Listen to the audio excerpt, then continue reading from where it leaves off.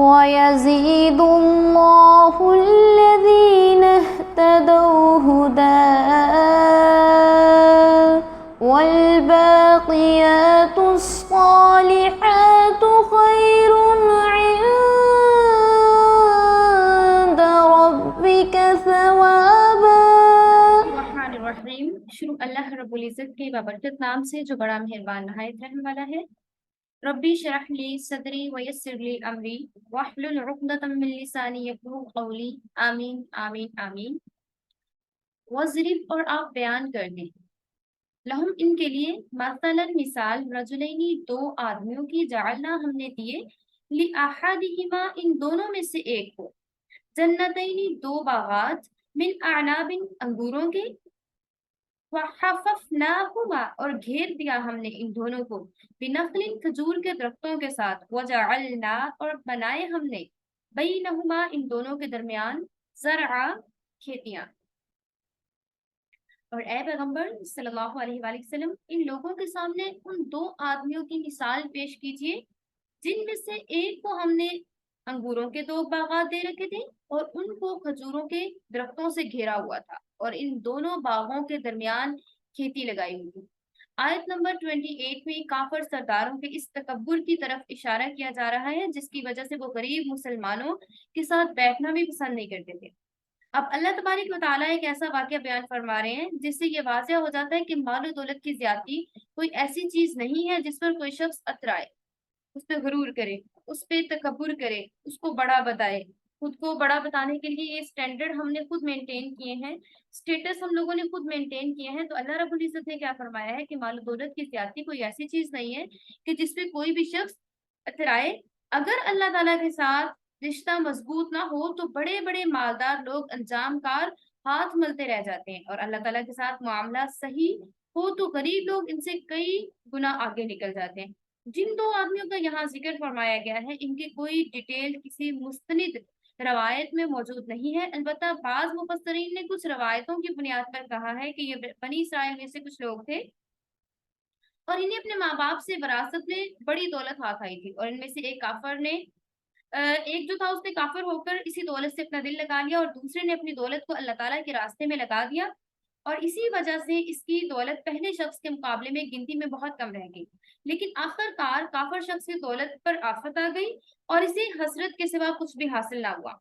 اور جو کافر تھا جو اپنے سارا مال کو لے کر بیٹھا ہوا تھا اس کے سارے کا سارا مال ختم ہو گیا، جیسے اس پہ آفت آئی وہ ختم ہو گیا۔ لیکن جس نے اللہ تعالیٰ کے راستے میں اپنا مال لگایا تھا اس کا مال جو تھا وہ کاؤنٹیبل تھا، کیونکہ اللہ تعالیٰ کے ہاں وہ اس کو اسٹور کر لیا گیا، ایک کے بدلے میں 7 گنا، ایک کے بدلے میں 10 گنا، ایک کے بدلے میں کئی گنا بڑھا کے عطا کیا جائے گا، تو وہ اسٹور ہو گیا، اور جس نے اس کو دنیاوی کاموں میں لگایا تھا یا اس کو بڑھا رہا تھا کسی بھی طریقے سے تو وہ سارے کا سارا حسرت بن گیا، اس کے علاوہ وہ کچھ نہیں رہا۔ کلتا الجنتین آتت اکلها ولم تظلم منه شیئا وفجرنا خلالهما نہرا، دونوں باغ پورا پورا پھل دیا کرتے تھے اور کوئی باغ بھی پھل دینے میں کوئی کمی نہیں چھوڑتا تھا، اور ان دونوں کے درمیان ہم نے ایک نہر جاری کر دی تھی، وفجرنا خلالهما نہرا،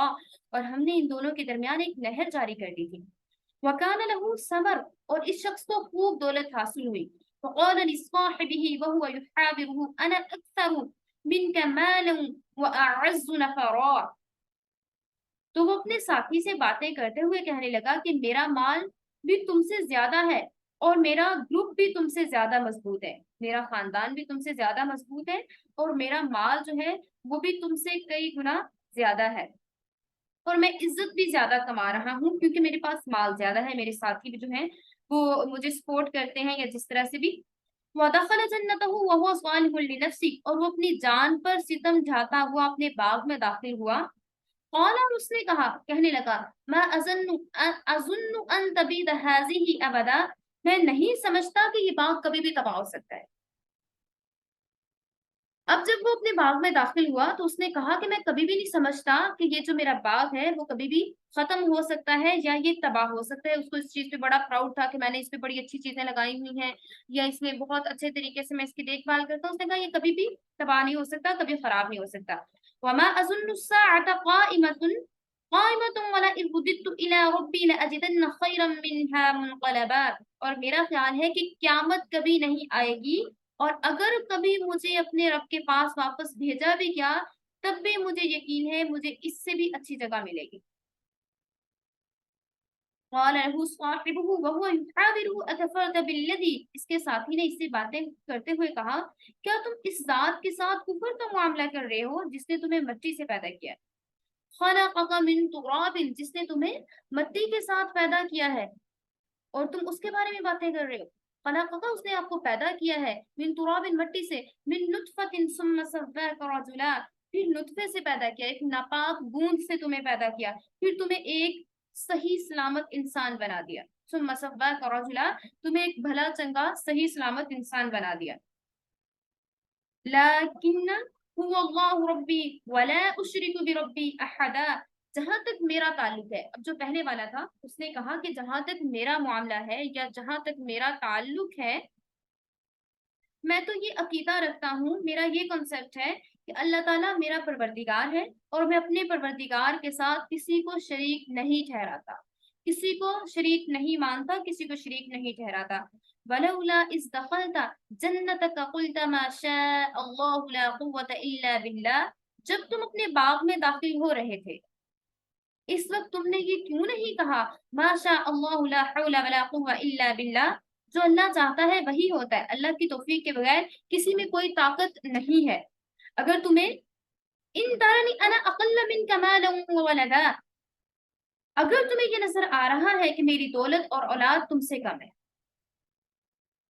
فعسى ربي أن يؤتيني خيرا من جنتك ويرسل عليها حسبانا من السماء فتصبح سعيدا زلقا،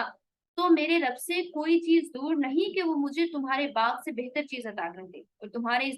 باغ پر کوئی آسمانی آفت بھیج دے جس سے وہ بالکل چٹیل میدان میں تبدیل ہو جائے. اب جب دونوں لوگوں میں بات ہو رہی ہے تو پہلے والے نے کہا کہ یہ تمام کی تمام تر چیزیں جو ہیں وہ جو جس کا عقیدہ توحید، جو عقیدہ توحید پہ جو تھا نا مضبوطی سے جمع ہوا تھا، اس نے کہا کہ جب آپ اپنے باغ میں داخل ہوتے تو آپ یہ کیوں نہیں سمجھتے، یہ کیوں نہیں سوچتے کہ یہ سب کچھ اللہ تعالیٰ کی طرف سے ہے، اللہ جب چاہتا ہے وہی ہوتا ہے، اللہ کی توفیق کے بغیر کسی میں کوئی طاقت نہیں تو وہ کچھ بھی کر سکے. تو آپ یہ کیوں نہیں پڑھتے ما شاء اللہ لا قوة الا باللہ، آپ یہ کیوں نہیں کہتے؟ آپ کو چاہیے جب بھی آپ اپنے باغ میں داخل ہوتے ہیں تو آپ پڑھیں ماشاء اللہ لا حول ولا قوة الا باللہ، ماشاء اللہ لا قوة الا باللہ، جو اللہ چاہتا ہے وہی ہوتا ہے، اللہ کی توفیق کے بغیر کسی میں کوئی طاقت نہیں ہے. تو آپ کو چاہیے کہ آپ اس طرح سے کہیں. اگر آپ اس طرح سے نہیں کہتے تو میرے رب سے کوئی چیز دور نہیں ہے کہ وہ مجھے آپ کے باغ سے بھی بہتر چیز عطا فرما دے اور تمہارے اس باغ پر کوئی آسمانی آفت بھیج دے جس پر آپ اتنا پراؤڈ کر رہے ہیں، اتنا غرور آپ کو ہو رہا ہے کہ یہ کبھی خراب نہیں ہو سکتا، قیامت تک خراب نہیں ہو سکتا، اس میں آپ کو اپنی ساری ایفرٹ نظر آ رہی ہے، آپ کو اس میں اللہ تعالیٰ کی رحمت نظر نہیں آ رہی. تو جب اللہ چاہے تو وہ آپ کے اس باغ کو چٹیل میدان میں بھی تبدیل کر سکتا ہے. او یصبح ماؤها غورا فلن تستطيع له طلبا، یا اس کا پانی زمین میں اتر جائے پھر تم اسے تلاش بھی نہ کر سکو. ایسا بھی ہو سکتا ہے کہ اس کا پانی جو ہے وہ زمین میں اتر جائے اور تم اس کو تلاش بھی نہ کر سکو. وَأُحِيطَ بِثَمَرِهِ، اور گھیر لیا گیا پھل اس کا، فَأَصْبَحَ، چنانچہ وہ ہو گیا، يُقَلِّبُ، ملتا تھا، کفیہ، یقلب، وہ مل رہا تھا اپنے ہاتھوں کو، جیسے بے چینی سے نہیں ہاتھوں کو آپس میں مسل رہے ہوتے ہیں، وہ مسل رہا تھا یا مل رہا تھا، کفیہ اپنے ہاتھوں کو، علی، اس کے اوپر، ما انفقا، جو اس نے خرچ کیا تھا، فیہا، اس میں، وہی، اور وہ، خاویتن، گرا پڑا تھا، علی عروشہا، اپنی چھتوں پر، وہ سارا کچھ گرا پڑا تھا کہاں، اپنی چھتوں پر گرا پڑا تھا. وَيَقُولُ، اور وہ کہنے لگا، یا لیتنی، اے کاش، یا لیتنی، اے کاش، افسوس کے ساتھ ہاتھ ملتے ہوئے، بے چینی سے ہاتھ ملتے ہوئے اس نے کیا کہا، یا لیتنی، اے کاش، لم اشرک بربی احدا،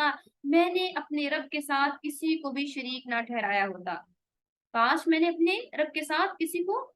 شریک نہ ٹھہرایا تھا. پھر کیا ہوا، اگلی صبح ہوئی، وَأُحِيطَ بِثَمَرِهِ فَأَصْبَحَ يُقَلِّبُ كَفَّيْهِ عَلَى مَا أَنفَقَ فِيهَا وَهِيَ خَاوِيَةٌ عَلَى عُرُوشِهَا.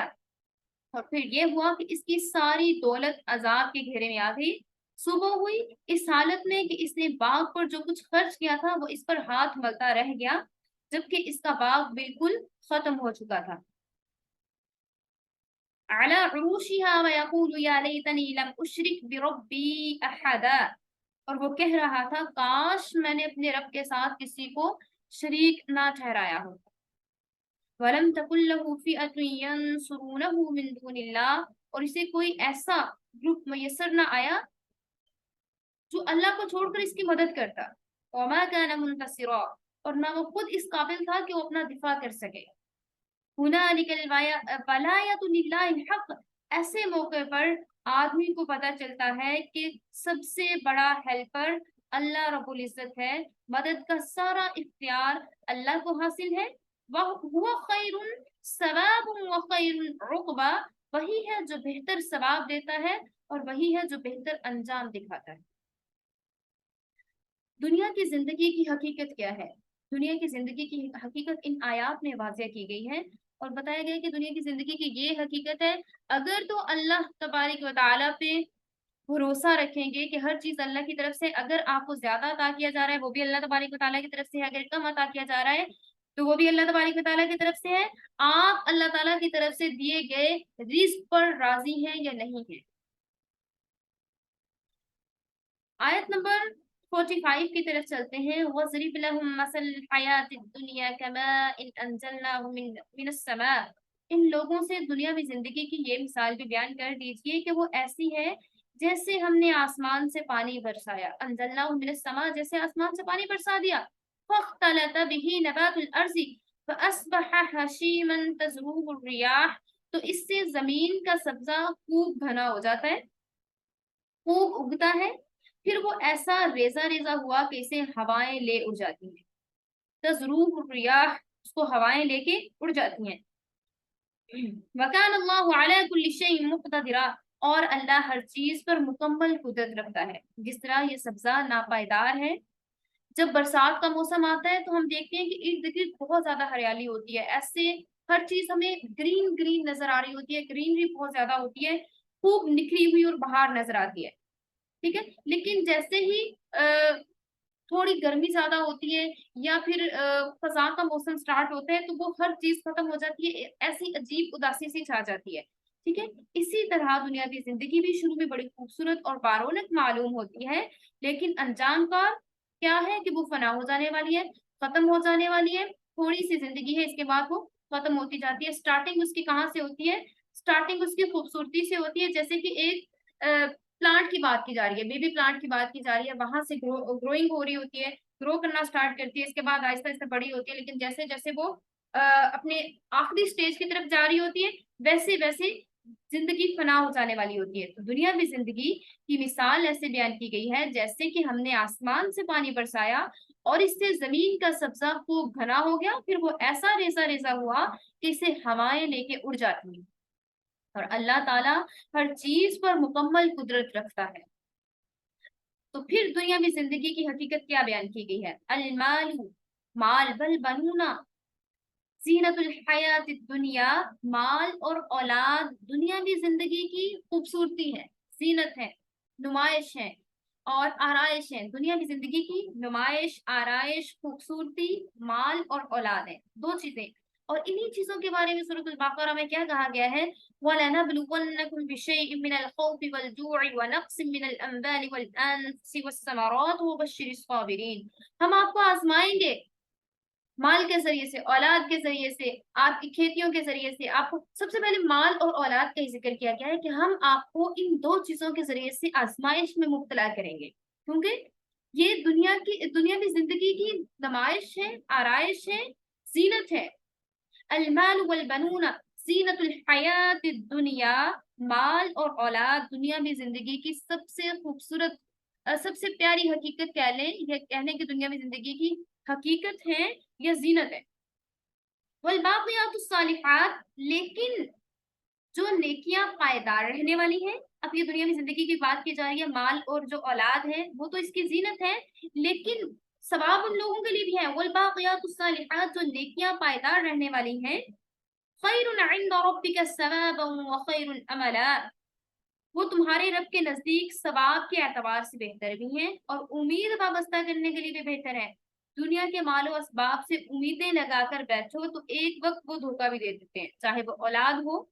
چاہے وہ مال ہو، مال بھی ختم ہو جانے والا ہے۔ اولاد اگر اچھی مل گئی ہے تو اللہ تعالیٰ کی رحمت ہے، اگر اچھی نہیں ملی تو کیا ہے، وہ بھی ایک ٹائم پہ دھوکہ دے جاتے ہیں۔ لیکن نیک اعمال جو اللہ تعالیٰ کی خوشنودی کے لیے کیے جائیں، ان سے ثواب کی جو امیدیں وابستہ کی جاتی ہیں وہ پوری ہو جاتی ہیں، اور اللہ تعالیٰ ایز اے ریوارڈ جنت عطا فرماتے ہیں، دنیا کو حسین کر دیتے ہیں۔ ان جو اللہ کے لیے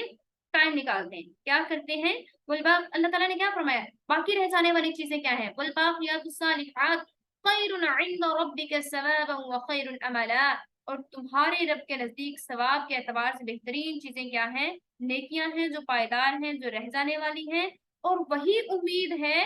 جو آپ نے اللہ سے لگائی ہوئی ہے، وہی امید آپ کی سکسیسفل ہو سکتی ہے، وہی امید آپ کی فلفل ہو سکتی ہے جو آپ نے اللہ سے بہتر امید لگائی ہوئی ہوگی، اور وہ امیدیں پوری بھی ہوتی ہیں۔ وخیر الاملا، اور وہ آپ کی امیدیں پوری بھی ہو جائیں گی، جو آپ نے اللہ سے اچھی امیدیں لگائی ہوئی ہوں گی وہ انشاءاللہ ضرور پوری ہوں گی۔ نیکسٹ آیت میں قیامت کا منظر تھوڑا سا بیان کیا جا رہا ہے، قیامت کی ہولناکی کے بارے میں۔ یوم نسجر الجبال، جس دن ہم چلائیں گے پہاڑوں کو، وترا، اور آپ دیکھیں گے، ارضا، زمین کو، بارزتن، بالکل صاف میدان ہو جائے گی، وہ حشر نہ ہو، اور ہم جمع کر لیں گے سب کو، فلم نغادر، چنانچہ ہم نہیں چھوڑیں گے، منہم، ان میں سے، احدا، کسی ایک کو بھی۔ ایسا ہوتا ہے نا، دنیا کی آفات آتی ہیں، کورونا آ جائے، کووڈ میں سب لوگ مبتلا ہو جائیں، بہت سارے لوگ ہو جائیں، کوئی ایسی آفت آ جائے، کوئی تعاون آ جائے، کوئی ایسی جو ہے سپریڈ ہونے والی بیماری آ جائے، ہمیں لگتا ہے ہم تو بچ جائیں گے،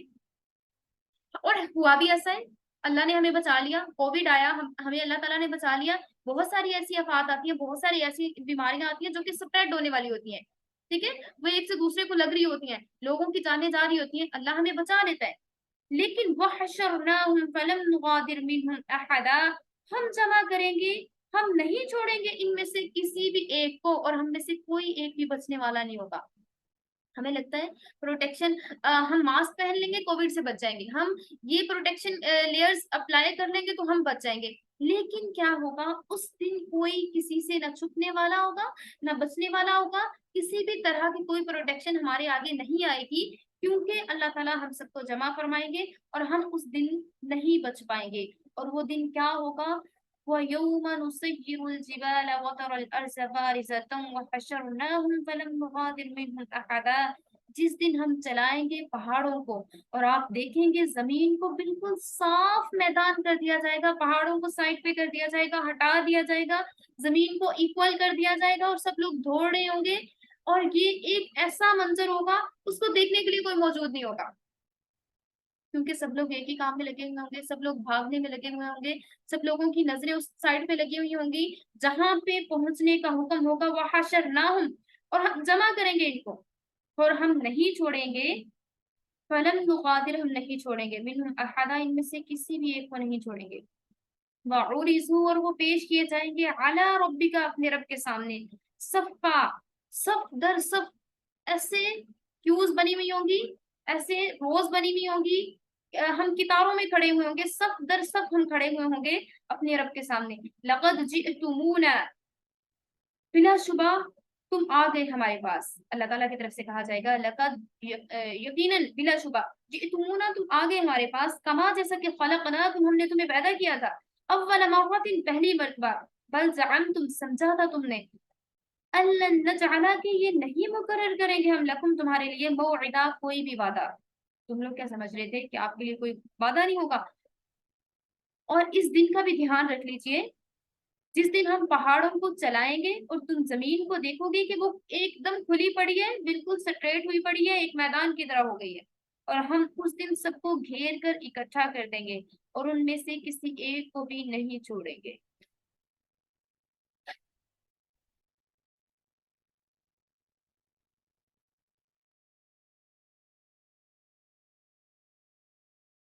قرآن کریم کی آیات کو سامنے رکھنے سے پتہ چلتا ہے کہ قیامت کے موقع پر پہاڑوں کو پہلے اپنی جگہ سے ہٹا کر چلایا جائے گا، پھر ان کو بالکل جیسے گرائنڈ کر دیا جاتا ہے، اس طرح غبار کی طرح سے ہوا میں اڑا دیا جائے گا، چلانے کا ذکر اس جگہ کے علاوہ سورہ نمل کے آیت نمبر 88 اور سورہ تکویر کی آیت نمبر 3 میں بھی ذکر کیا گیا ہے، اور انہیں پھر ایک بالکل ہوا کی طرح سے، روئی کے گالوں کی طرح سے تبدیل کر دینے کا ذکر سورہ طٰہٰ کی آیت نمبر 105 میں بھی ذکر کیا گیا ہے۔ اسی طرح سے سورہ واقعہ کی آیت نمبر 5 اور 6 میں، سورہ مرسلات کی آیت نمبر 10 میں بھی موجود ہے کہ پہاڑوں کو چلایا جائے گا، پھر انہیں بالکل پیس کے مٹی کر دیا جائے گا اور ہوا میں اڑا دیا جائے گا۔ اور اس کا مطلب یہ بھی ہے کہ جو چیزیں زمین کے اندر پوشیدہ ہیں وہ سب کی سب سامنے آ جائیں گی، جیسا کہ سورۃ الانشقاق کی آیت نمبر 4 میں بیان کیا گیا ہے۔ اور یہ بھی اس چیز کا مطلب ہے کہ پہاڑوں، درختوں، عمارتوں کی فنا ہو جانے کے بعد زمین حد نظر تک بالکل اسٹریٹ نظر آئے گی، جس میں کوئی بھی نشیب و فراز نہیں ہوگا، جیسا کہ سورہ طٰہٰ کی آیت نمبر 106 اور 107 میں بیان کیا گیا ہے۔ وَعُرِضُوا عَلَىٰ رَبِّكَ صَفًّا، اور سب کو تمہارے رب کے سامنے صف باندھ کر کھڑا کر دیا جائے گا۔ لَقَدْ جِئْتُمُونَا كَمَا خَلَقْنَاكُمْ أَوَّلَ مَرَّةٍ بَلْ زَعَمْتُمْ أَن لَّن نَّجْعَلَ لَكُم مَّوْعِدًا، آخر تم ہمارے پاس اسی طرح آگے جس طرح ہم نے تمہیں پہلے پیدا کیا تھا، اور اس کے برعکس تمہارا دعویٰ یہ تھا کہ ہم تمہارے لیے مقررہ وقت کبھی بھی نہیں لائیں گے۔ وَوُضِعَ الْكِتَابُ فَتَرَى الْمُجْرِمِينَ مُشْفِقِينَ مِمَّا فِيهِ وَيَقُولُونَ يَا وَيْلَتَنَا، اور اعمال کی کتاب سامنے رکھ دی جائے گی، چنانچہ تم مجرموں کو دیکھو گے۔ وَوُضِعَ الْكِتَابُ، اور رکھ دی جائے گی کتاب، نامہ اعمال، فَتَرَى، آپ دیکھیں گے، مجرمین، مجرموں کو، مشفقین، ڈرنے والے ہوں گے، مما سے، جو فیہ، اس میں، وَيَقُولُونَ، اور وہ کہیں گے، یا ویلتنا، ہائے ہماری کم بختی، مالی، کیسی حاصل کتاب، یہ کیسی کتاب ہے، لا یغادر، نہیں چھوڑا اس نے، صغیرتن، کوئی چھوٹا، ولا کبیرتن، اور نہ کوئی بڑا، یہ کیسی کتاب ہے جس سے نہ کوئی چھوٹا نہ کوئی بڑا گناہ کچھ بھی نہیں چھوڑا، الا احصاها، اس نے سب کچھ شمار کر رکھا ہے، اس نے ایک ایک چیز کو کاؤنٹ کر رکھا ہے، ووجدوا، اور وہ پائیں گے، ما عملوا، جو انہوں نے کیا تھا، حاضرا، سامنے، ولا یظلم ربک، اور نہیں ظلم کرتا آپ کا رب، احدا، کسی پر بھی آپ کا رب بالکل ظلم نہیں کرتا، جو کچھ اعمال کیے ہوں گے وہ سارے کے سارے سامنے آ جائیں گے، اور اعمال کی کتاب سامنے کھول کر رکھ دی جائے گی، چنانچہ آپ مجرموں کو دیکھیں گے کہ وہ اس کے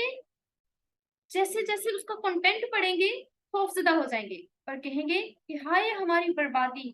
یہ کیسا ہو گیا، یہ کیوں کر ہمارے ساتھ ہو گیا، یہ کیسی کتاب ہے جس میں ہمارا کوئی چھوٹا بڑا عمل پوشیدہ نہیں ہے، سب کا سب اس میں رائٹ کیا ہوا ہے، اور وہ اپنا سارا کیا دھرا اپنے سامنے موجود پائیں گے، اور تمہارا پروردگار کسی پر کوئی ظلم نہیں کرتا، اللہ تعالیٰ کسی پر کوئی ظلم نہیں کرے گا، سب نے جو کچھ کیا ہوگا وہ ان کے سامنے آ جائے گا، پھر جو شیطان کی پیروی کرنے والے ہوں گے ان کا کیا انجام ہوگا، جو رحمان کی پیروی کرنے والے ہوں گے ان کو کیا ریوارڈ دیا جائے گا۔ اگلی آیت میں بات کی جا رہی ہے، وَإِذْ قُلْنَا لِلْمَلَائِكَةِ اسْجُدُوا لِآدَمَ فَسَجَدُوا إِلَّا إِبْلِيسَ، اور وہ وقت یاد کیجئے جب ہم نے فرشتوں سے کہا تھا کہ آدم علیہ السلام کے آگے سجدہ کیجئے، چنانچہ سب نے سجدہ کیا، الا ابلیس، سوائے ابلیس کے، سب نے سجدہ کر لیا سوائے ابلیس کے، كان من الجن ففسق عن امر ربی، وہ جنات میں سے تھا چنانچہ اس نے اپنے رب کے حکم کی نافرمانی کی، افتتخذونه وذريته اولیاء من دوني وهم لكم عدو بئس للظالمین بدلا، پھر کیا تم بھی میری بجائے اسے اور اس کی ذریت کو اپنا رکھوالا بناتے ہو، حالانکہ وہ آپ سب کا سب سے بڑا دشمن ہے، اللہ تعالیٰ کا کتنا بڑا متبادل ہے جو ظالموں کو ملا ہے، اللہ تعالیٰ کے بدلے ان ظالموں نے کتنا بڑا اپنے لیے رکھوالا چن لیا ہے کہ شیطان جس طرف لگاتا ہے اس کی طرف لگتے چلے جاتے ہیں، تو شیطان کیا ہے، اللہ تعالیٰ نے اگین اینڈ اگین بتا دیا ہے کہ شیطان آپ کا سب سے بڑا دشمن ہے، جو کہ سورۃ البقرہ کی آیت نمبر 31 سے 36 میں بھی یہ تمام ڈیٹیلز بیان کر دی گئی ہیں کہ شیطان کون ہے، اس نے کس طرح سے بیہیو کیا تھا، تو یہ آپ جو سورۃ البقرہ کا لیکچر ہے اس کو اگین سن لیجیے گا۔